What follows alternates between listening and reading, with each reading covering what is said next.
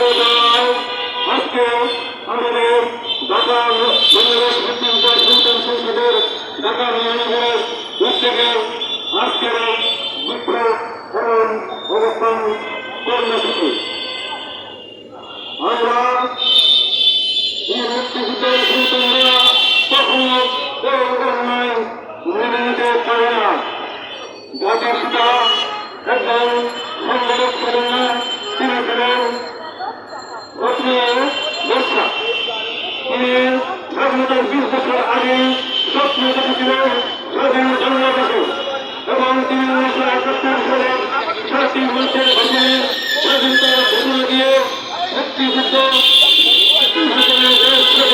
করার ঘোষণা দিয়েছিলেন এবং মুক্তিযুদ্ধরা হাতের মধ্যে জীবন আর চোখে মুখে স্বপ্ন নিয়ে ঝাঁপিয়ে পড়েছিলেন রণাঙ্গনের উদ্দেশ্য একটাই, এদেশের মানুষকে মুক্ত করবে, বাংলার স্বাধীনতা ফিরে আনবে এবং তারা তাই করেছিল।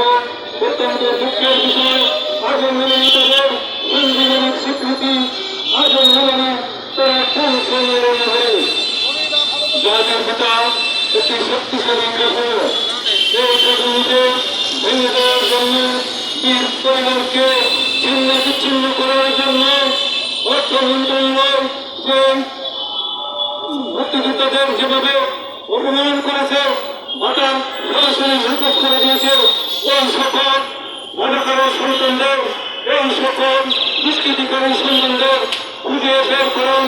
প্রধানমন্ত্রীর কাছে মুক্তিযোদ্ধার সন্তান হিসেবে আমাদের এই দাবি। প্রধানমন্ত্রীকে বলছি, আপনি শুনুন, আমরা শক্তিশালী কন্যায় 64টি জেলায় বাংলাদেশ মুক্তিযোদ্ধা সন্তান সংসদের কমিটি গঠন হয়েছে এবং সমগ্র দেশে মুক্তিযোদ্ধার সন্তানদের একটি বলয় তৈরি হয়েছে, যা খুবই শক্তিশালী, যা বাংলার মতো নয়। আপনি নির্দ্বিধায় এই সকল রাজাকারের বাচ্চাদের বিচার করুন। আপনার যদি কোনো ক্ষতি হয়, মুক্তিযোদ্ধার সন্তানরা বিভাগ, জেলা, উপজেলা, থানার যে কোনো পর্যায়ে থাকে আপনার জন্য জীবন দিতে প্রস্তুত এবং আপনি ভয় পাবেন না। এই রাজাকারের সন্তানদের চিহ্নিত করে তাদের প্রথম শ্রেণীর নাগরিকত্ব কেটে দিয়ে দ্বিতীয় শ্রেণীর নাগরিকত্ব দান করুন এবং তাদের সঠিকভাবে বিচার করুন। আপনার স্বপ্ন সোনার বাংলা, জাতির পিতার স্বপ্ন সোনার বাংলা, আপনার স্বপ্ন উন্নতিমুক্ত বাংলাদেশ গড়ে উঠবে। মুক্তিযোদ্ধার সন্তানদের কাজে লাগান। 30% কোটা ফিরিয়ে দিয়ে যারা অফিস আদালতে মুক্তিযোদ্ধার সন্তানরা আছে তাদের উচ্চ পদস্থ কর্মকর্তা হিসেবে নিয়োগ দিন। দেখুন বাংলাদেশ দুর্নীতিমুক্ত জিরো টলারেন্স পৌঁছে যাবে। যেটা তাই নয়, আপনার স্বপ্ন 2041 সালের ভিশন 1 নম্বর উন্নয়নশীল দেশ হিসেবে বাংলাদেশ পরিগণিত হবে। আমি আমার বক্তব্য দীর্ঘায়িত করবো না, আর একটি কথা বলে আমি বক্তব্য শেষ করব।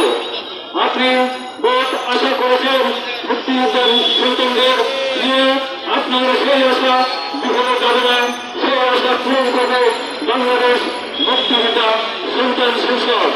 আপনি আক্ষেপ করে বলেছিলেন যদি চাওয়ার মতো চাইতে পারে আমি কোটা ফিরিয়ে দেব। মুক্তিযোদ্ধার সন্তানরা আজকে